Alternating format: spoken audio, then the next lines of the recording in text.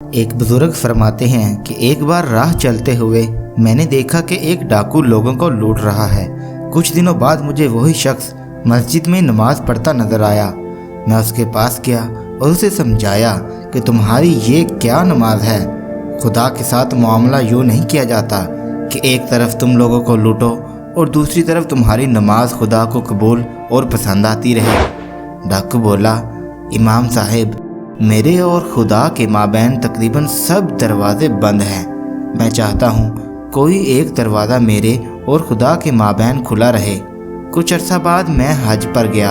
طواف کے دوران دیکھتا ہوں کہ ایک شخص کعبہ کے غلاف سے چمٹ کر کھڑا کہتا جا رہا ہے، میری توبہ، میری توبہ، مجھے معاف کر دے۔ میں اس نافرمانی کی طرف کبھی پلٹنے والا نہیں۔ میں نے دیکھنا چاہا اس بے خودی کے عالم میں آہیں بھر بھر کر رونے والا کون خوش قسمت ہوگا، اور پھر میں کیا دیکھتا ہوں کہ یہ وہی شخص ہے جسے میں نے بغداد میں ڈاکے ڈالتے ہوئے دیکھا تھا۔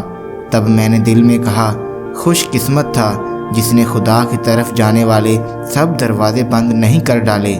خدا مہربان تھا جس نے وہ سبھی دروازے آخر کار کھول ڈالے۔ تو دوستو، کیسے بھی برے حالات میں ہوں، آپ کتنے ہی گناہ گار ہوں، خدا کے ساتھ اپنے سب دروازے بند مت کر لینا۔ جتنے دروازے کھلے رکھ سکتے ہو انہیں کھلے رکھنے کے لیے شیطان کے مقابلے پر مسلسل زور مارتے رہنا اور کبھی بھی ہار مت ماننا۔